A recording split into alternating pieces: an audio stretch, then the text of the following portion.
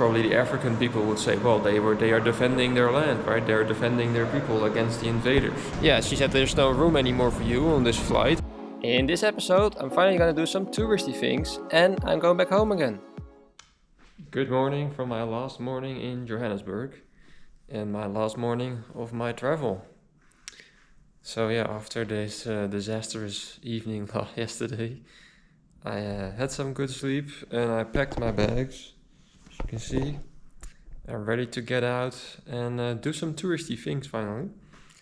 And then at 4 o'clock I have to be back at the airport to return the car. So right now I'm on my way to Pretoria, to the Voortrekkers monument, which is basically about the history of the Boers, the Afrikaans, Dutch immigrants sort of, and how they ended up around here with the Great Trek, as they call it, the Grote Trek. So we just arrived at the Voortrekkers monument. There we have the monument, and it's surrounded with all kinds of activities around here that you can do, and the history and everything. So it's going to be very interesting from a Dutch perspective, because we're sort of related, of course, and all the Afrikaans text and whatnot. And they have, it's like a theme kind of a park almost, like the guys have like guns, and you have all the wagons and stuff. Well, let's see and enjoy this view. Well, this other lady was already telling me that I looked perfectly like an Afrikaner Boer with the hat. And here we have the free text in Dutch, in Afrikaans and in English. So that's interesting. It looks, of course, much alike. But it used to be an official language here until I think the 60s or 70s. And now it's only Afrikaans. And to Dutch people, Afrikaans is kind of like the kitchen Dutch, as you would say it. How they would speak it in a daily situation. Not really official. Around here, it's a beautiful view. Just look around. You have the entire view of the area from here, and it's just amazing, you know. That is Pretoria, and it goes all around there, and we just came from over there, I think, sort of. Yeah, I think, yeah, it is literally straight that side. Must be Johannesburg.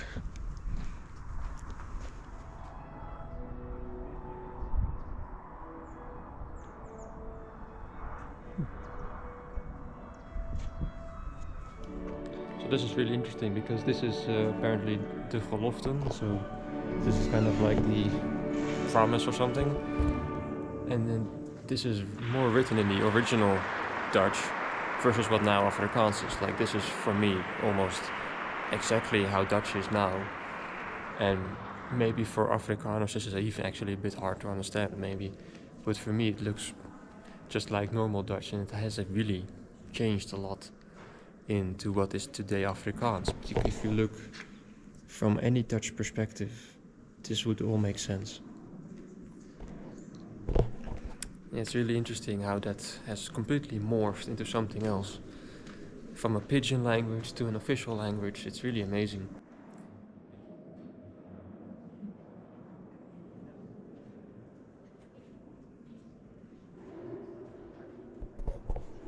This is very impressive because this is all tapestry. It is not a painting, but it's all tapestries. It's very detailed. Just look at the details. It just looks like a normal painting, but it's not. The amount of time you need to make such a thing is just amazing. Look at there are so many different varieties.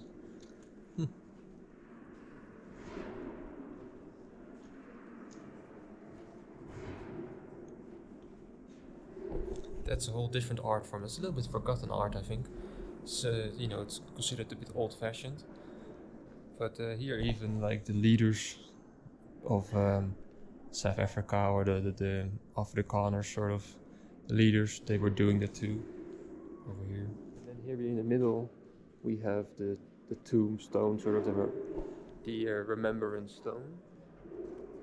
And we have all kinds of artifacts, with cannons and more art, wagons, and more wagons.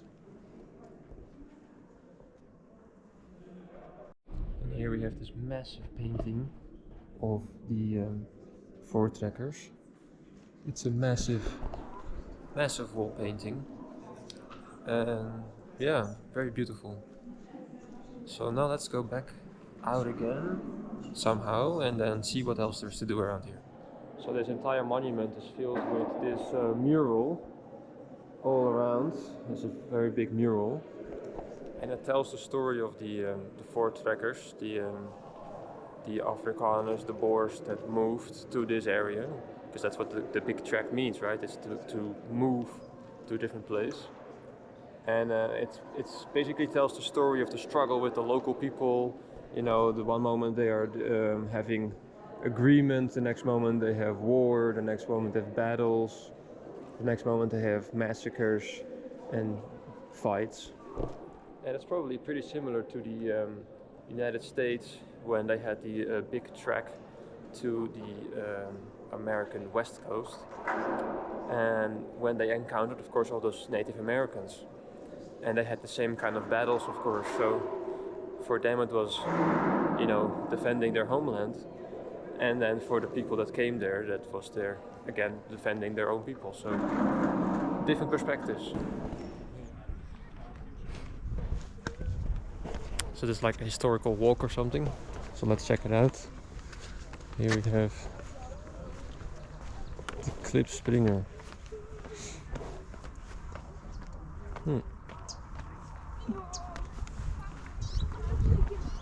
And here you can read the history. So let's have a look.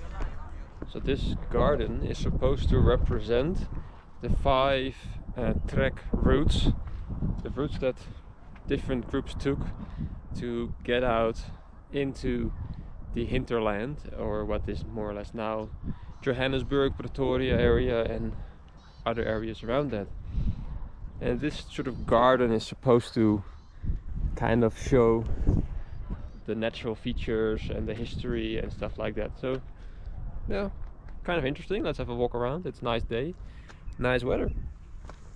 Here we have the signs of direction of the 5 leaders.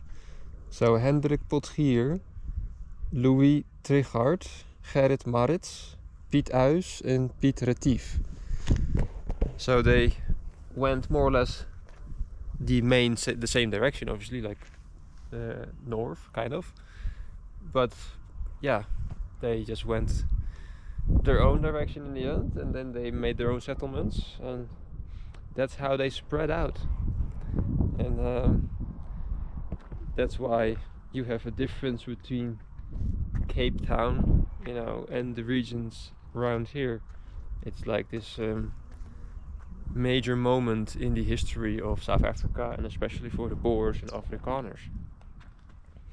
They also made those little ditches everywhere for representing rivers and stuff like that. So this is supposed to be the Modder River, this is the Oranje River. So Hendrik Potgier was another one, and he took 60 families with him from the Cape colonies up to this, more or less this area, the Orange River, and he was known for his stubbornness. And over there we have Maritz, the starting points of Maritz, and he took up to 700 people with him in 100 wagons.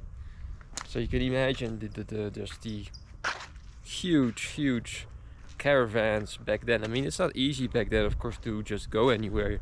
You don't have asphalt roads or something. It's all, you know, rocky, sandy roads. So, and here we have Retief, and Retief had like 100 people with 30 wagons, and he went to Natal, more or less.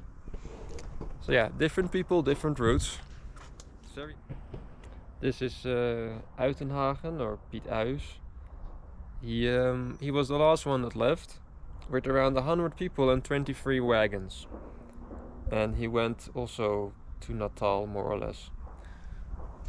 Well, it's it's very nicely done. And here you also have a layout of so this is the monument, right? And this is the walking routes, and it's supposed to symbolize the different areas that they went to. And they more or less, you know, they met at maybe the same point, or they were at the same area sometimes, but then they just, you know, diverted. So for example, here most of the people here, they just went their own way, and then finally here they went their own way, and that's how they spread out.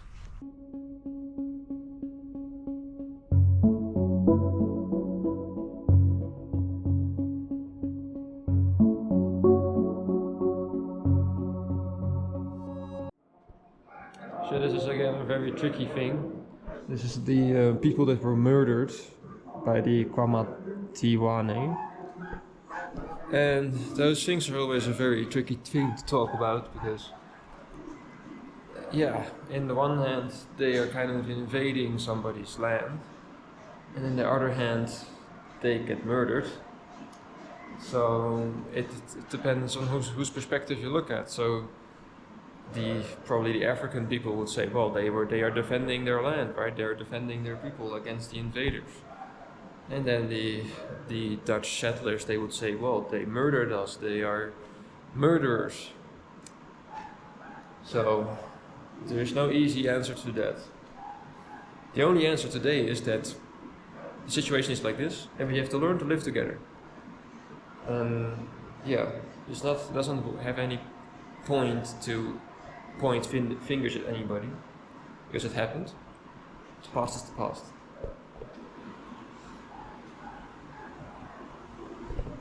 So that's how they used to live primitively, sort of. As a candle maker, for example. Very, very funny. That's yeah. That's how they had light back then. It's basically the same as recharging your battery. That's how they made it.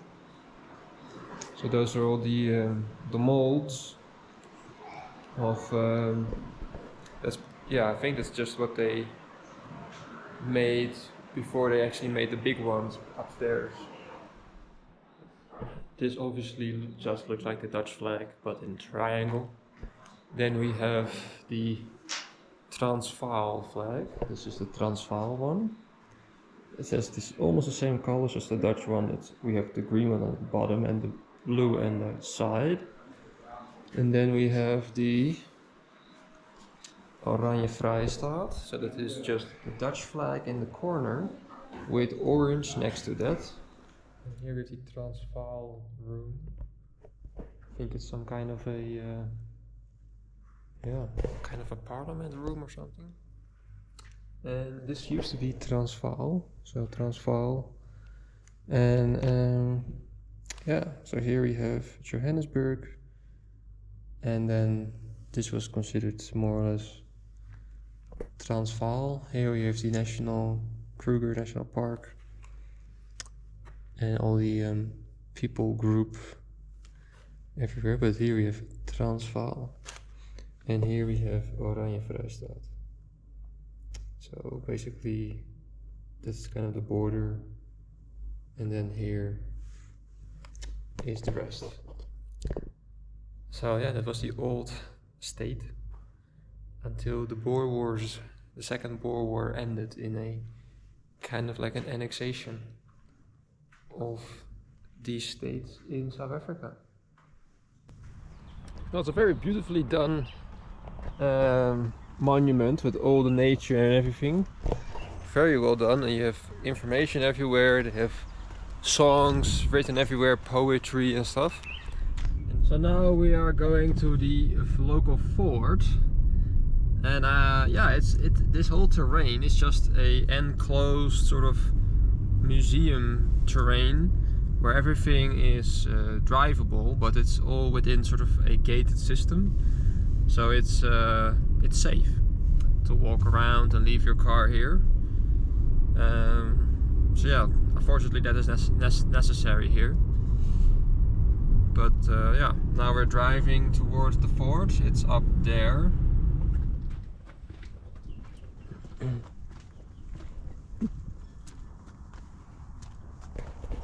So here we are at Fort Schanskop. That is the highest point in Pretoria, apparently, as I was just told by the man. And yeah, this is a fort built in the late 1900s in preparation, and I think during the Boer Wars. That man before that was just there, he well, after he learned that I was Dutch, he asked if he could speak in Afrikaans, and I was like, well, yeah, I can more or less understand that. So it's really funny to have a conversation like me in Dutch and he in Afrikaans. But yeah, you can get the gist of what he's saying, obviously. Yeah, it's a interesting fort. So he told me that the flags that are here are the flags of the countries that supported the Boers during the Boer War. So the United States, Ireland, Italy, Norway, Sweden, France and Germany, and the Netherlands. So this is a cannon that they used in the fort. It's not a very big one. It's just, you know, pretty relatively small. But for a guerrilla warfare kind of thing, it was one of the important ones. And he just told me that once a year they try to fire this at celebrations or other celebrations, but it costs like 1,000 rand, which actually is not that much, but it's like 50 euros, I think. I mean, not that much. So inside of this fortress is a display of mostly the Angolan border war with the South Africans. It was a very weird period, it's not very well known outside of Africa, I think. But there was this, when Angola got their independence, as usual, this ended up in a civil war and all kinds of power struggles. And in the end, the South African government decided to intervene by sort of invading the country, helping two rebel groups fight against the communists. And by doing that, in 5 months, they prevented a kind of communist spread of the region, fighting the also Cubans that were in Angola and Russians, obviously. So this is what we can see over here. So we have all the flags and regalia, all kinds of tanks and mock-ups and things like that. Of course, we have the apartheid flag, which is a bit dubious, of course. And yeah, all kinds of uniforms and medals and whatever. And these are all the guys of a parachute company.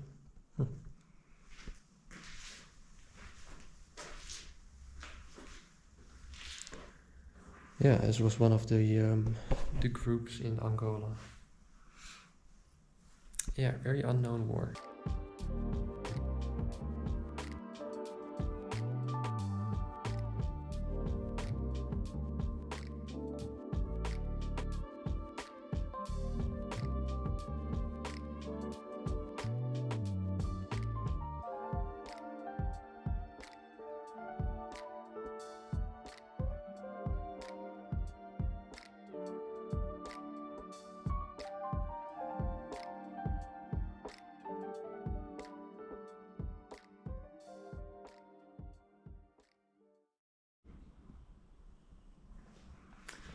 Transvaal flag, Paul Kruger, and then the war declared, Boers commence hostilities. I mean, of course it's a British paper, so you never know who to trust. Found this lovely bench with a beautiful view of Pretoria. Look at that.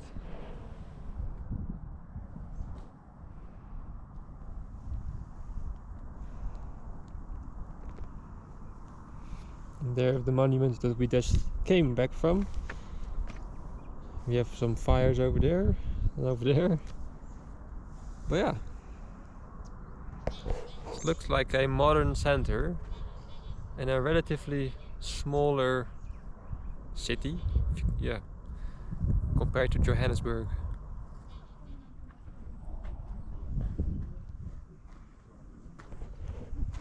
So here we have the pioneer settlement. It's like the pioneer life, like back in Australia, back in the US. We have the same thing here with wagons. Very interesting.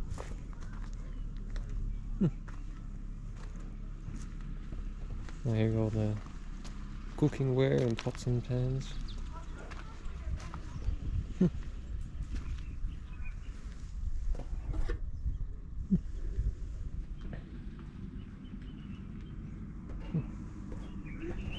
So here we have all the weaponry.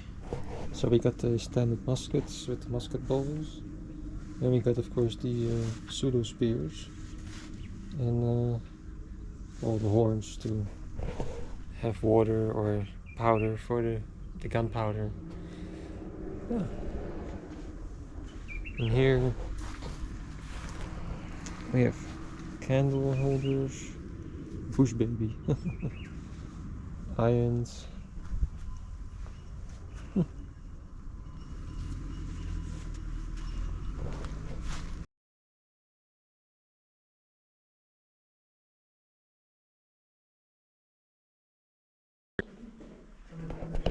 So here we have a very big mock-up of the area with the trains. So you can see the monument over there and the whole train track going like this. This would have been my grandfather's biggest dream. He had trains, I remember once. And you can see the timeline of development and stuff. And the latest addition is the Gautrain, which is a high-speed train connecting the airport with Pretoria.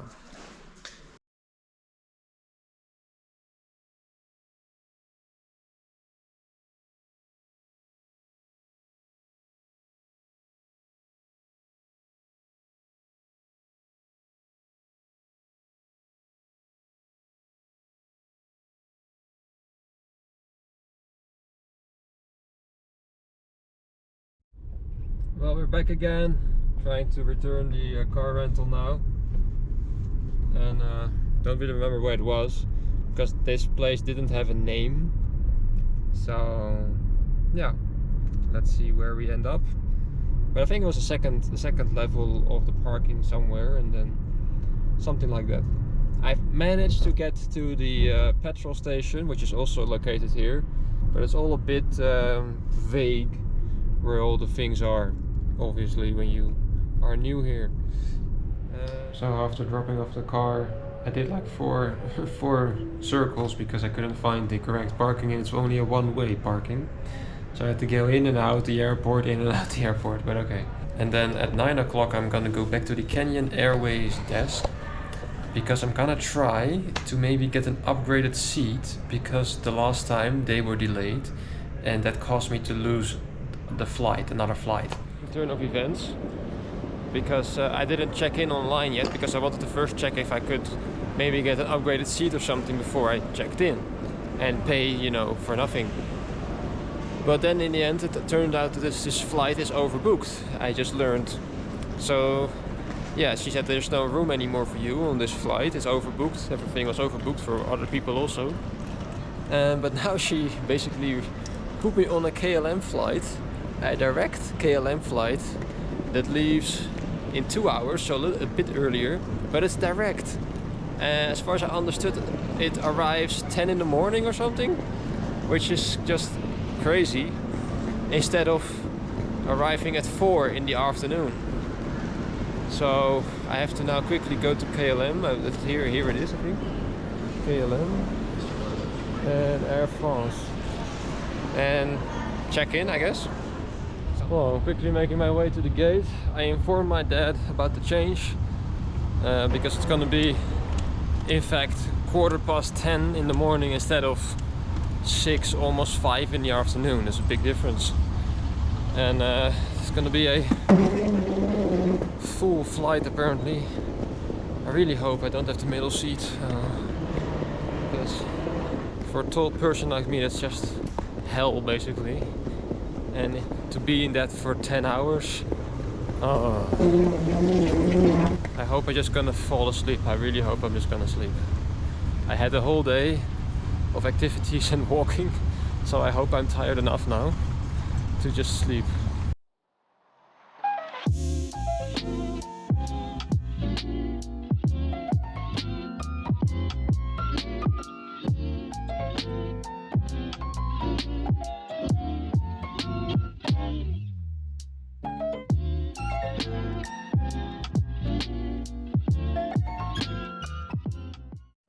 Well, the eagle has landed again. I'm back in Amsterdam. And my dad was supposed to pick me up with the dog, but he overslept. A little bit expected. But he's on his way now to come to the airport with Joey. So it's gonna be fun. And then he's gonna see if Joey still recognizes me. Well, my dad is finally arriving with Joey after a while. So I'm gonna just sit here, act like I'm just sitting here. Not saying anything, I'm just gonna video my back and see what the dog will do. Maybe he remembers me, maybe he doesn't know. Let's see what happens. So he's gonna come here any moment.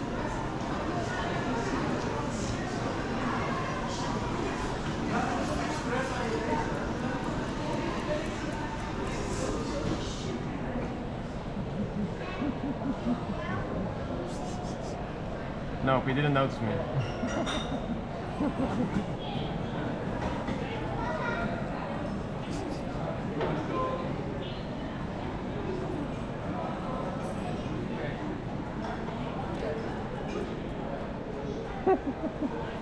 Hey Joey. Huh? Hey. Hello. Hey. Hello. Hey. Hello. Hey, helemaal overweldigd met al die geuren en zo natuurlijk. Hè? Ja. Hey, hallo. Ja. Zoveel geuren. Zoveel geuren allemaal, hè jongen? Ja. Ja. Ja. Goed zo. Goed zo. Nee, zoveel geuren overal. Ja. Ja, dat maar. Ja. Goed gedaan, hè? Goed gedaan. Ja. Meteen opgekeurd. Ja. Meteen opgekeurd, zonder wat te zeggen. Ja. Ja. Goed zo. Well, in the end, Joey was very overwhelmed with everything, so he didn't really recognize me in the first place.